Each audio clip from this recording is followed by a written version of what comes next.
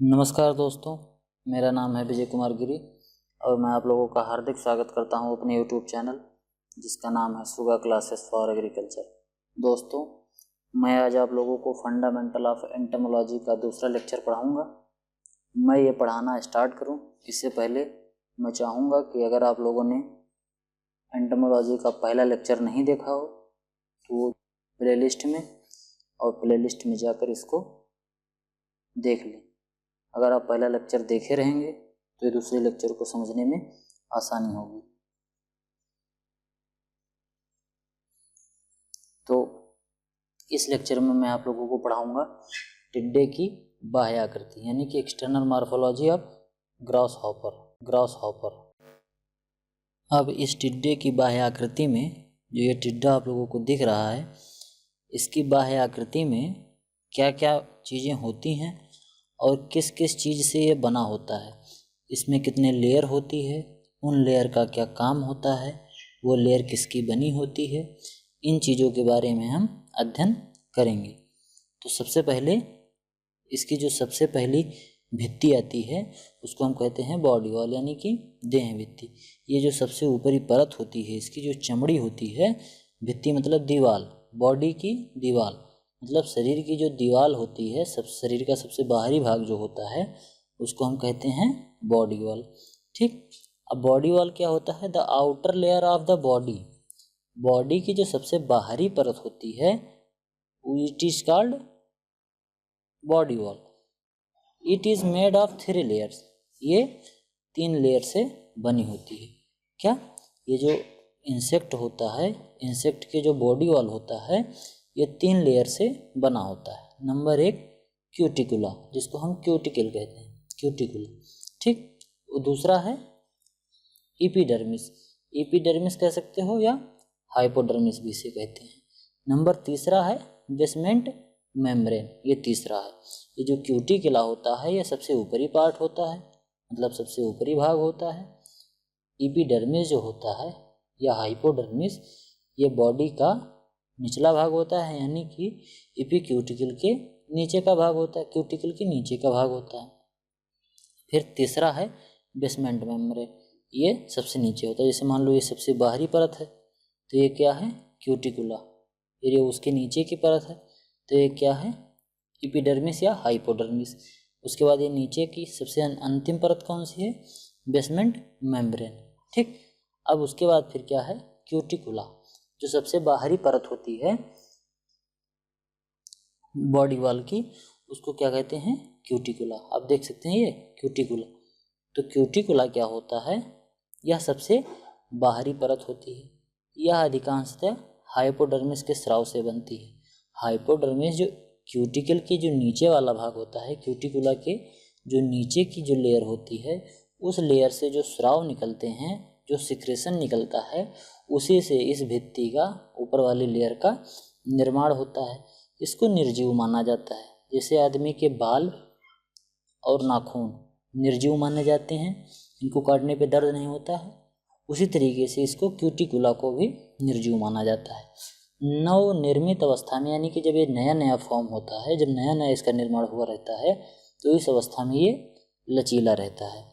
यह शरीर के अंदरूनी भागों की रक्षा करता है।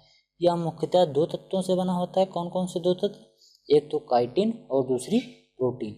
जो क्यूटिकुला होता है ये 2 तत्वों से बना होता है। नंबर 1 कौन सा? काइटिन और नंबर दूसरा protein. It is the outer layer, ये सबसे बाहरी परत होती है। It is mostly formed by the secretion of hypodermis, यानी कि हाइपोडर्मिस के सिक्रेशन से ये बना होता है। It is often consider lifeless, it's mean that it is consider as a lifeless cell wall of the cuticula, यानी कि ये क्यूटिकुला का लाइफलेस स्ट्रक्चर होता है जिसमें जीव नहीं होता, यानी कि जान नहीं होती, इसको हम निर्जीव मानते हैं। The next point is it is flexible in the newly form state. जब ये नया नया बना होता है तो ये लचीला होता है। It protect the inner part of body, ये बॉडी के आंतरिक भागों की रक्षा करता है। It is mainly made up to to element, chitin and protein. फिर अगला क्या है, इपिक्यूटिकल। जो क्यूटिकुला होता है ये मुख्यतः 3 भागों से बना होता है। जो भी मैंने क्यूटिकुला पढ़ाया है इसको, ये मुख्यतः 3 भागों का बना होता है। पहला कौन सा है, इपिक्यूटिकल, ये सबसे बाहर का होता है। यह सबसे बाहर की परत होती है जो बहुत सख्त होती है, क्योंकि ये पुरानी हो गई रही होती है।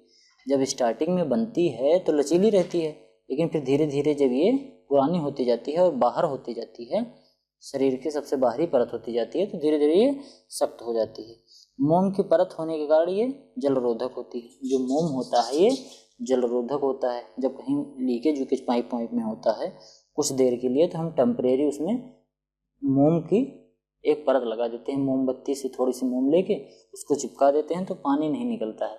तो इसी तरीके से ये जलरोधक भी होता है। अगर शरीर में मोम लगी हो और उसके ऊपर पानी डाल दो जहाँ मोम लगी हो, तो पानी वहाँ टिकता नहीं है।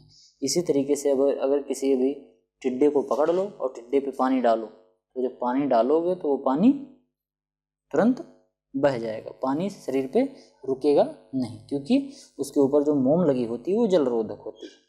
इसकी ऊपरी सतह पर स्थित रोम इसे संवेदी बनाते हैं। इसके ऊपर, इस इपिक्यूटिकल के ऊपरी सतह पर रोम होते हैं जो इसको संवेदी बनाते हैं, यानी कि सेंसिबल बनाते हैं। ये किसी चीज़ को टच होने पर पता चल जाता है कि हाँ कोई चीज़ टच हो रही है। ठीक जैसे हमारे रोम काम करते हैं, ठीक उसी प्रकार से कुछ कुछ इसके रोम भी काम करते हैं। It is the outermost layer which is very hard. ये आउटर मोस्ट लेयर है जो बहुत हार्ड होती है। It is waterproof due to wax coating. Wax coating की वजह से ये वाटर प्रूफ होती है।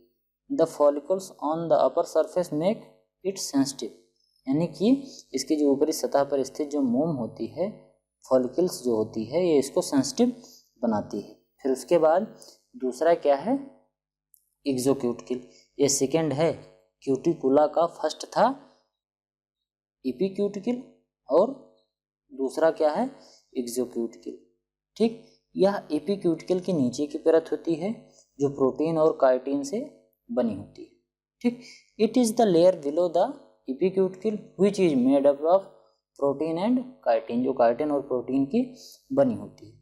फिर नंबर तीसरा क्या है, इंडोक्यूटिकल। एक था एपिक्यूटिकल, एक उसके बाद एक्सोक्यूटिकल और सबसे भीतर वाली परत को इंडोक्यूटिकल।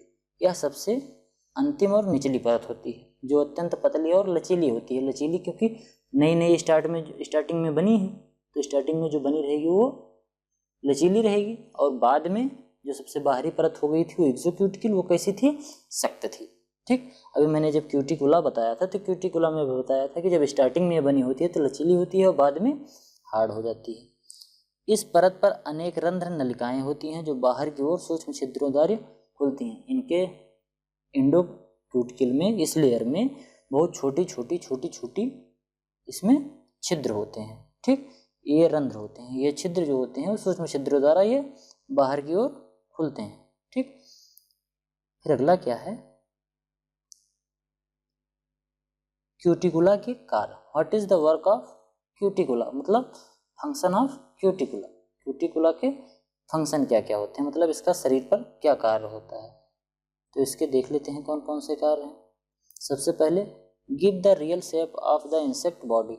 ये इंसेक्ट बॉडी को एक रियल शेप देता है, यानी कि वास्तविक आकार देता है। Protect the internal organ of the body. It protect the internal organ of the body.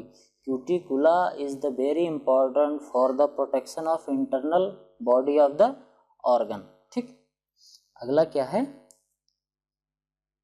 Prevent water from the evaporating through the body of insect, यानी कि इवापोरेशन के थ्रू, वाष्पोत्सर्जन के थ्रू जो पानी इंसेक्ट के शरीर से बाहर निकलता है उसको ये रोकता है। एक परत चढ़ी होती है जिससे पानी लॉस नहीं हो पाता है। फॉर्म ए वेरियस बॉडी पार्ट्स, ये कई बॉडी पार्ट को बनाता है, अलग अलग प्रकार के बॉडी पार्ट का निर्माण करता है। स्ट्रेंथन द बॉडी, बॉडी को मजबूती प्रदान करता है। Give the muscular space to stick, मांसपेशियों को चिपकने के लिए स्थान भी देता है। फिर उसके बाद अभी तक चल रहा था क्यूटिकुला, अब फिर दूसरा क्या है, epidermis. Cuticula, epidermis, basement membrane, starting में मैंने बताया था। तो ये दूसरा क्या है, एपिडर्मिस। एपिडर्मिस क्यूटिकुला के नीचे स्तंभी कोशिकाओं की एक परत होती है जिसे क्या कहते हैं, एपिडर्मिस कहते हैं। बीनीथ द क्यूटिकुला, क्यूटिकुला के नीचे इज ए लेयर ऑफ कोलेनर, मतलब स्तंभी कोशिकाएं, कॉल्ड एपिडर्मिस। क्यूटिकुला के नीचे की जो परत होती है, क्यूटिकुला के जो नीचे की स्तंभी कोशिकाओं की जो परत होती है उसको हम क्या कहते हैं, एपिडर्मिस कहते हैं।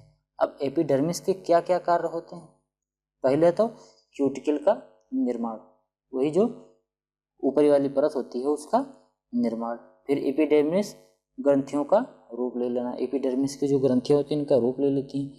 कुछ अन्य प्रकार के अंग बनाना, जैसे सीटी बनाना, ठीक। सीटी एक पार्ट होता है बॉडी में, आगे जब हम इसकी मॉर्फोलॉजी टिड्डे की कायदे से बताएंगे पूरा डिटेल में, तब हम बताएंगे कि सीटी क्या होता है, ठीक। Making a cuticle taking the form of epidermis glands and making some other type of organ like setae, ठीक। फिर एपिडर्मिस द्वारा निर्मित होने वाली प्रमुख ग्रंथियां निम्नलिखित हैं। The major glands produce by the epidermis are, कौन कौन सी हैं, नंबर 1 लार ग्रंथि, नंबर 2 मोल्टिंग ग्लैंड्स, यानी कि ये मोल्टिंग के काम में आता है। मोल्टिंग एक मेटामॉर्फोसिस की क्रिया होती है जिसको मैं आगे डिटेल में पढ़ाऊंगा। फिर उसके बाद पॉइजन ग्लैंड, ठीक, ये जहर वाली ग्रंथियाँ होती हैं। फिर उसके बाद सिल्क ग्लैंड, जो सिल्क उत्पन्न करने वाले जो कीड़े होते हैं उनमें ये सिल्क उत्पन्न करने के लिए बहुत महत्वपूर्ण होते हैं। फिर लाक ग्लैंड, जो लाक उत्पन्न करने वाले कीड़े होते हैं उनमें लाक ग्लैंड पाई जाती है। फिर वैक्स ग्लैंड, मोम बनाने के काम में आती है, जो ऊपर एपिक्यूटिकल के ऊपर फैली रहती है और इसको क्या कहती है, जलरोधी बनाती है। फिर एक्सक्रेटरी ग्लैंड, एक्सक्रेटरी ग्लैंड मतलब उत्सर्जी तंत्र, ठीक। और सबसे नीचे वाली परत, सबसे अंतिम परत क्या होती है, बेसमेंट मेम्ब्रेन। अब इसको मैं बताना शुरू करूं इससे पहले मैं चाहूँगा कि अगर आप लोग ये वीडियो पसंद आ रही हो तो इस वीडियो को लाइक करें और एग्रीकल्चर से जुड़े और भी वीडियो के लिए मेरे इस चैनल को सब्सक्राइब करें, जिससे अगर आपको कोई नई वीडियो आ रही है चैनल पे तो आपको नोटिफिकेशन मिलता रहे, ठीक। तो आगे है बेसमेंट मेम्ब्रेन। बेसमेंट मेम्ब्रेन जो होती है ये सबसे नीचे की परत होती है, ठीक। Thanks for the attending my class. If you like the video do not forget to subscribe my channel success with smart learning with Vijay Kumar Giri. Thanks again.